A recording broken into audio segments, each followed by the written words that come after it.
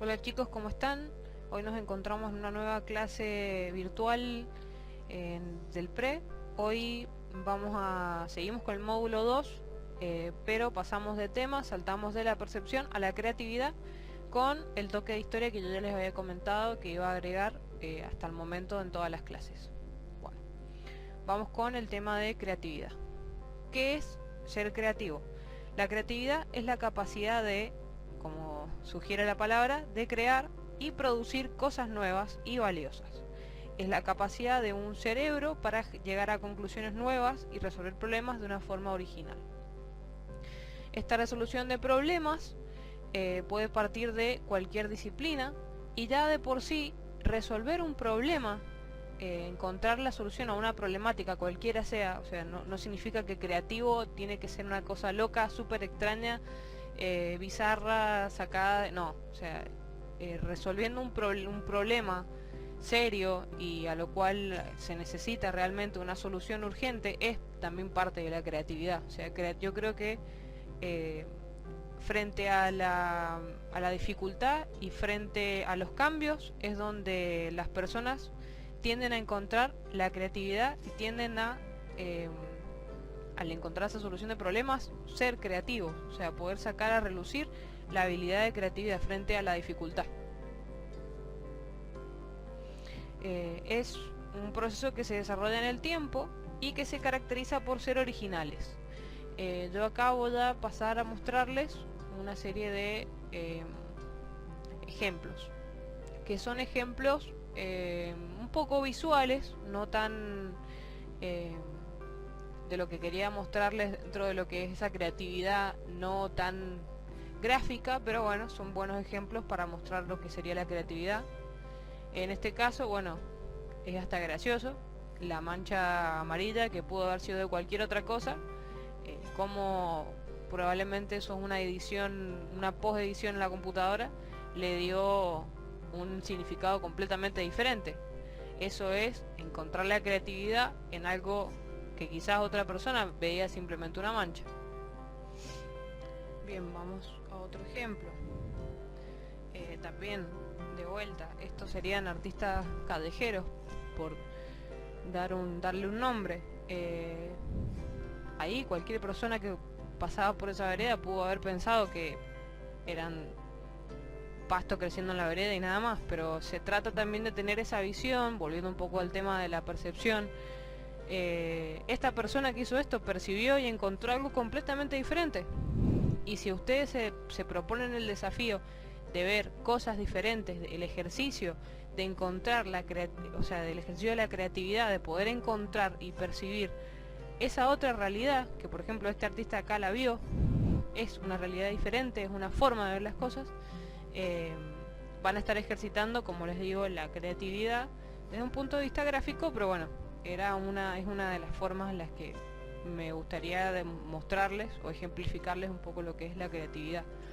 Este es un artista que a mí me da muchísima, pero muchísima impresión, pero hace todas estas esculturas hiperrealistas de seres humanos. Es bastante creepy para mi gusto, pero es súper interesante. Yo creo que a nadie se le había ocurrido hacer una escultura hiperrealista a ese nivel. Y volvemos al tema de percepción otra vez. ¿Qué se percibe? ¿Qué se genera? ¿Qué es lo que crea? ¿Y qué es la impresión que quiere dar? No sé si ustedes lo sabían, pero se han preguntado alguna vez por qué los maniquís de las tiendas son como genéricos, o no tienen cara, o si tienen cara no muy humana, o los colores no son humanos, son de colores raros, o tienen proporciones que son humanas, pero que a la vez se nota que no son humanos. Hay una especie de tema psicológico ahí que dice que nosotros, al vernos reflejados de una forma muy realista, por ejemplo en un maniquí, nos genera mucha impresión, nos genera rechazo. Es como una cuestión, como les digo, psicológica. Por eso es que los maniquí no se parecen a algo real. Imagínense si ustedes pasan por una vidriera y ven maniquís humanos, o sea, literal, humanos completamente parecidos a un ser humano, con la textura de la carne, de la piel, con los ojos, el pelo, muy, muy, muy realista. Piensen si les daría o no les daría impresión. Esto también relacionado a lo que es la percepción, que es lo que vemos, que es lo que sentimos. Hay un motivo por el que los maniquíes son como son, y no se parecen en algo realista. Vean esta escultura, ahí el estudio Ron Mueck, si quieren les dejo después la info para que lo busquen y vean la muestra, pero está muy bueno, y da muchísima impresión porque es ver cuerpos y ver personas a un nivel hiperrealista, gigante, y bueno, causa muchísima impresión. Ya les voy a mostrar más fotos, pero bueno, quería que vieran eso en un principio. Pasamos a lo siguiente. Volvemos un poco al arte callejero. Esto pareciera que la senda peatonal la convirtieron en un puente. Más ejemplos de elementos visuales. O sea, o cualquier otra persona podría decir que eso es una alcantarilla y nada más, y el artista que hizo esto lo encontró, lo resignificó, igual que este de acá. Eso está prohibido, eso no se puede hacer, pero bueno, es bastante creativo también. Bueno, un poco peligroso. Y este último que les quería mostrar, todo muy gráfico, pero bueno, van a encontrar muchísimos ejemplos en internet. Seguramente ya han visto un montón de ejemplos, pero bueno, quería dejarles esos que encontré. Y bueno, si más adelante ustedes encuentran algunos que les parezcan interesantes y los quieren compartir con el grupo, por mí genial, estaría buenísimo.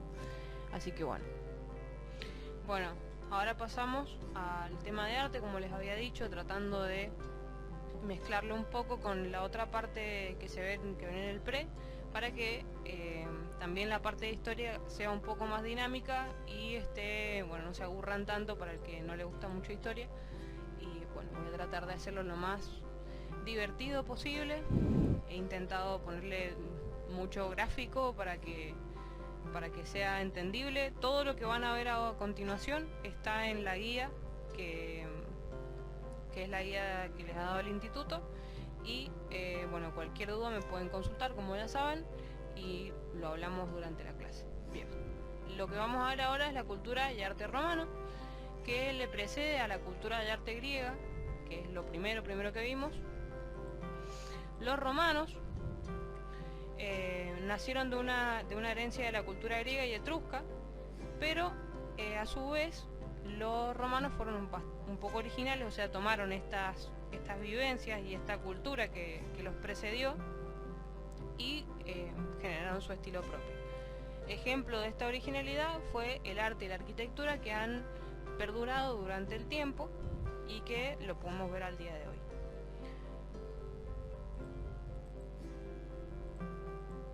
Bien, los romanos, además de su arte y de su arquitectura, los romanos eran un pueblo militarista y pragmático, amante de las cosas y las soluciones prácticas, y se preocuparon por la organización y la eficacia.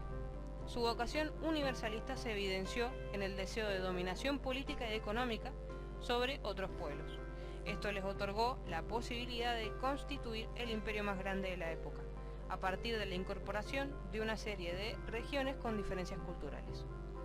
Este sentido práctico romano posibilitó también el desarrollo del derecho, que ha sido el sistema jurídico sobre el que se han edificado gran parte de las legislaciones hoy vigentes en el mundo. Esto como una introducción bastante simple de lo que es el Imperio Romano, de lo que fue el Imperio Romano. O sea, estas son las características básicas.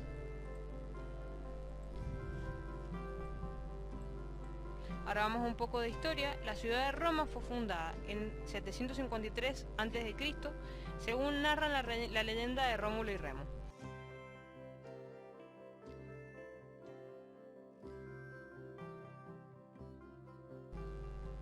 A partir de este momento, la ciudad entró en guerra con todos sus vecinos,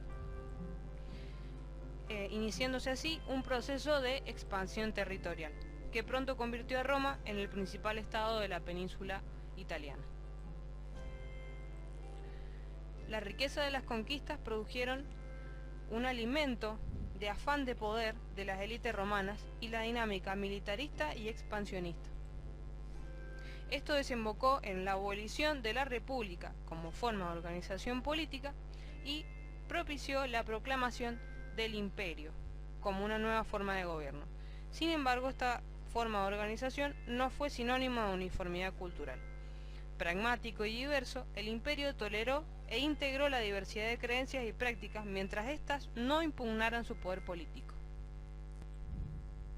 Para hacerles un poco más sencillo todo esto que llevo explicado hasta el momento y que quizás les sirva en especial al que le gusta ver películas y que es muy gráfico, les recomiendo 1000 veces que vean Gladiador. En esta película van a encontrar que muy bien representado cómo es la cultura y esta etapa de gobierno donde ya no hay república sino que hay un imperio. Está el emperador, que es la máxima autoridad, y bueno, que la haya visto también va a entender lo que le estoy diciendo. Bueno, es en esta etapa donde en el arte se conjuga esta influencia etrusca y griega, y a partir del siglo II a.C. es cuando realmente se puede hablar de un estilo propiamente romano, después de esta etapa que les acabo de explicar, continuador del clasicismo griego, pero no imitador pasivo del mismo. Entonces ahora sí pasamos a hablar de la arquitectura. El Estado romano sintió entonces la necesidad de manifestar su propia grandeza mediante obras arquitectónicas. Hay por ejemplo el Coliseo, el Panteón, y al mismo tiempo útiles y colosales. Por ejemplo el acueducto, que esto vengo acá a aclararles de que este sería el ejemplo de ingeniería, y es resultado de la combinación del pragmatismo y del afán de ostentación política. También, como pasaba en el griego, tienen una escala monumental todos estos edificios. O sea, si saltamos un poco al tema del arte y nos pasamos a las esculturas, en la escultura el culto a los antepasados impulsa la individualidad del retrato. Ahí por ejemplo lo tenemos a Marco Aurelio. Debido a este interés particular, Roma crea un estilo realista propio. La escultura sirvió además para narrar la grandeza militar del Estado romano a través del relieve en arcos o en las columnas, por ejemplo. La grandeza militar y artística del mundo romano alcanzó su cenit en el llamado Alto Imperio, durante el siglo I al siglo III después de Cristo. A partir de ese siglo III después de Cristo, la civilización romana inicia una lenta y profunda transformación que conduce a la desaparición total del Imperio Romano. Cuando pasamos a hablar del sistema socioeconómico, hablamos de que está basado en la existencia de la esclavitud como pilar básico del modelo productivo, por eso lo vemos, la esclavitud serían los esclavos, serían los que están acá abajo. Las conquistas militares y la dominación de pueblos convirtieron a los esclavos en esclavos a millones de personas libres que pasaron a ser propiedad del Estado o de particulares. Vuelvo al que recuerda haber visto la película de Gladiador, se va a acordar que Gladiador lo capturan y lo convierten en un esclavo, a pesar de que él era un soldado. Bueno, acá tengo en tercer lugar están los soldados, en segundo lugar están lo que serían los políticos y en primer lugar el emperador. El derecho de ciudadanía tuvo un carácter restrictivo hasta que el emperador Caracalla en el año 211 lo convirtió en universal para todos los hombres libres del imperio. La libertad individual fue, como pasaba en Grecia, patrimonio de unos pocos. Recuerden que en Grecia no eran considerados ciudadanos los extranjeros, las mujeres y los esclavos. Acá pasaba exactamente lo mismo. Y también como en esta civilización, la civilización griega, la civilización romana fue urbana. Roma no solo fue la capital política del Estado, sino el principal escenario de la grandeza de las expresiones artísticas.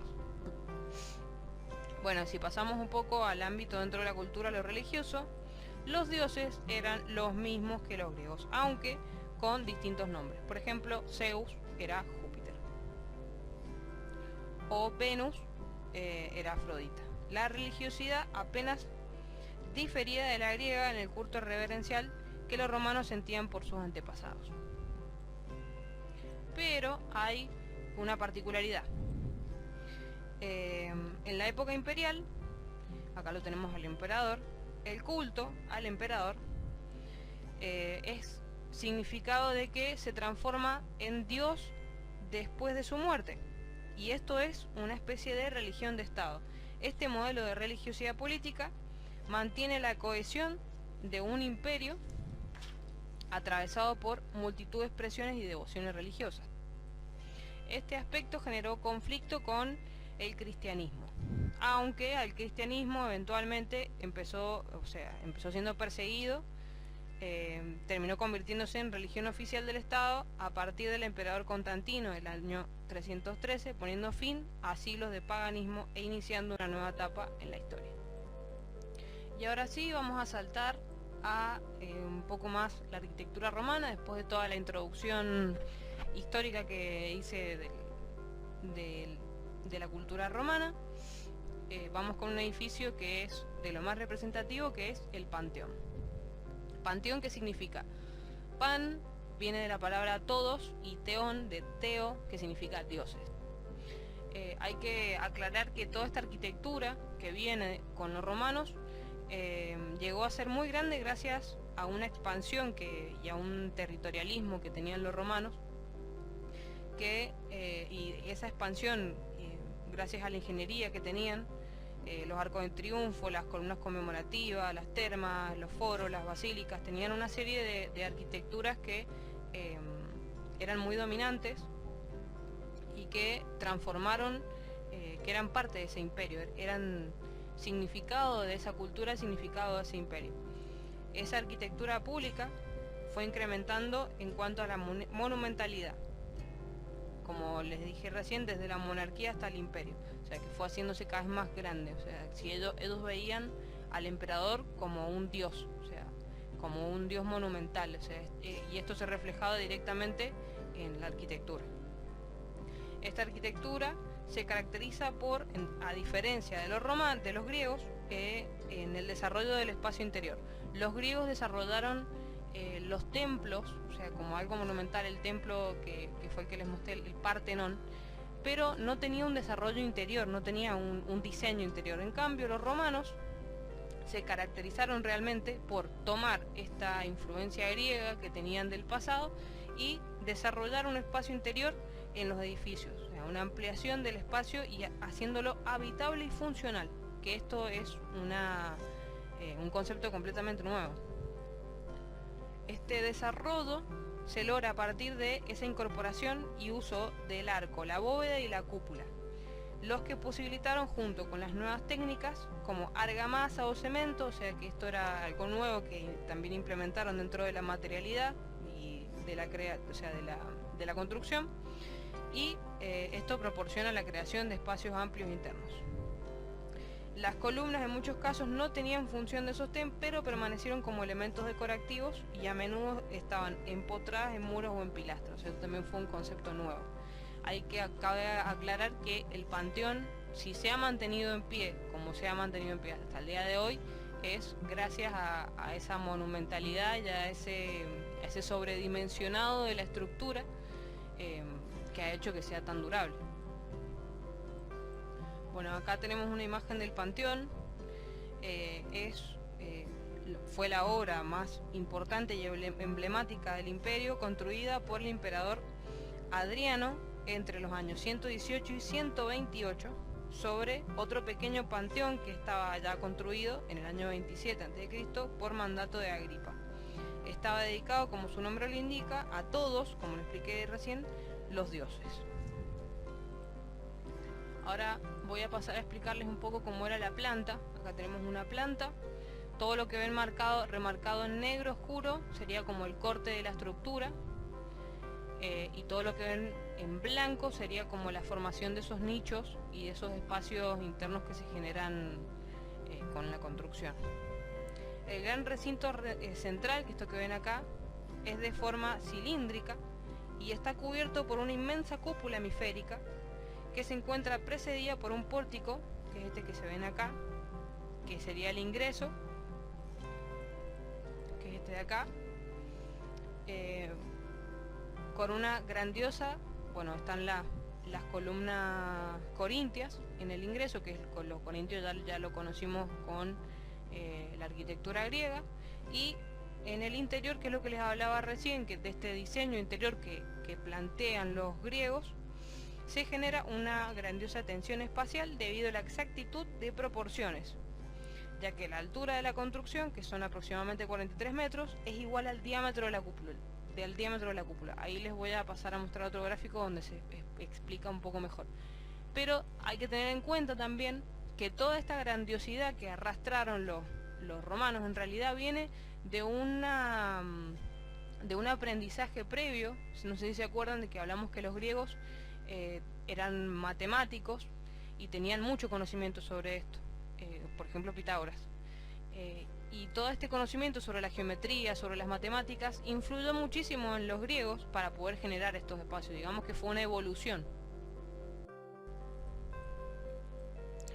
Bueno, acá les muestro el otro gráfico que les quería comentar dentro, o sea, que relata un poco lo que les acabo de explicar. Acá está el radio, el diámetro de 43 metros, aproximadamente 43,44, está un poco más exacto acá en la imagen, que es el mismo de los dos lados, o sea que prácticamente está generando una esfera como cuerpo de revolución, que plantea, digamos, el diseño de todo el recinto. Por eso es que genera todo un espacio de diseño interior.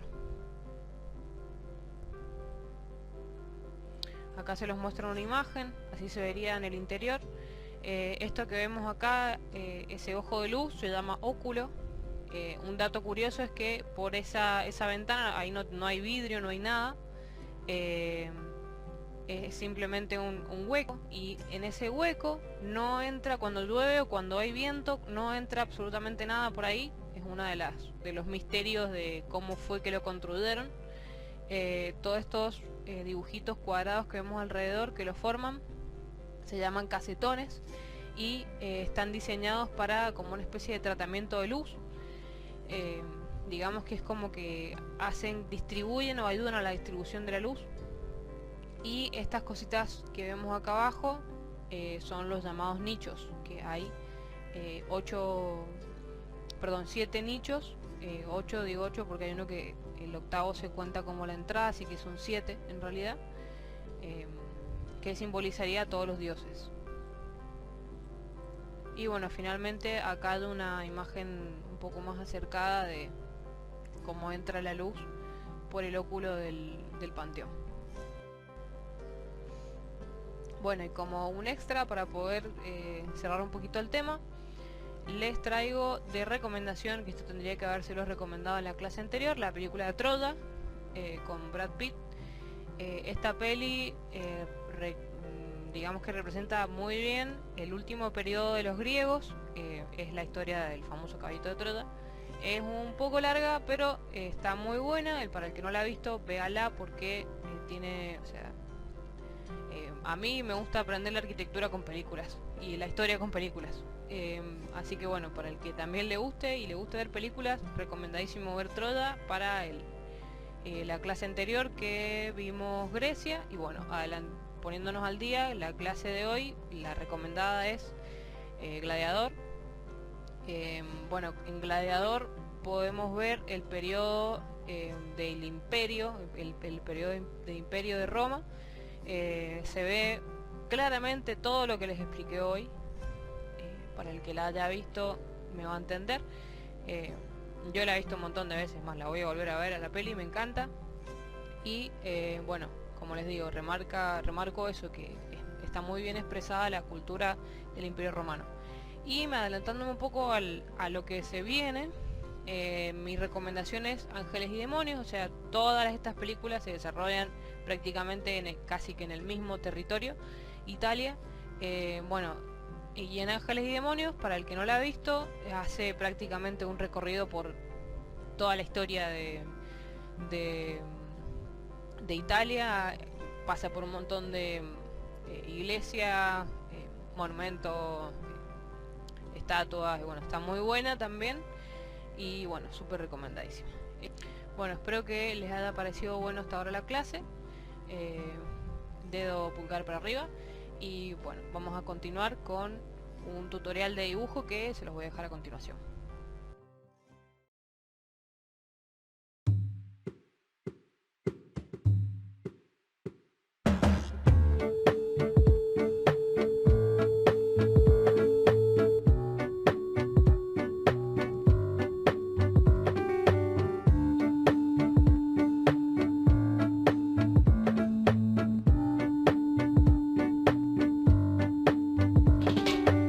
I dreamt I was a butterfly,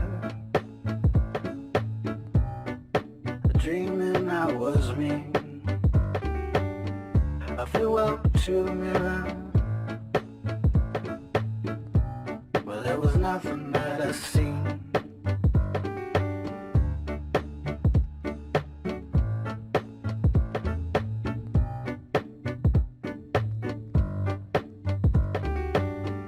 I flew up to the mirror, but there was nothing that I seen. You lie, I cried, the butterfly woke, and I died. You lie, I cried, the butterfly woke, and I died. You lie, I cried, the butterfly woke, and I died. You lie, I cried, the butterfly woke, and I died.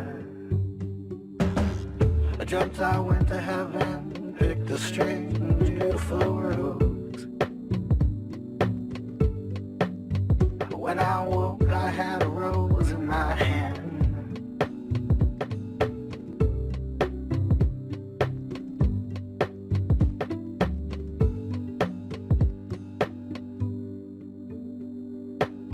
I dreamt I went to heaven, picked a strange and beautiful rose.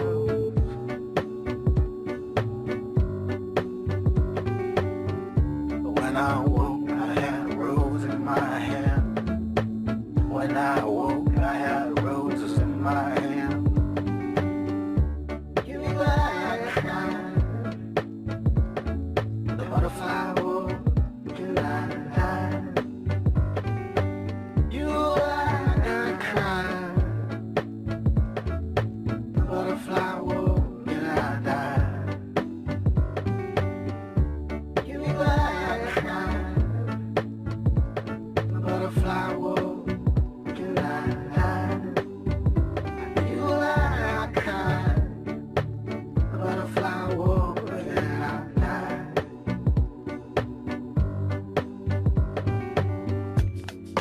Saw the world in a grain of sand, and heaven in a wildflower.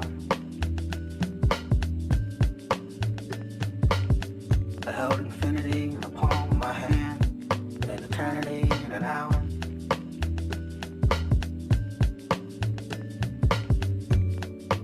I dreamt I was a butterfly, dreaming I was me.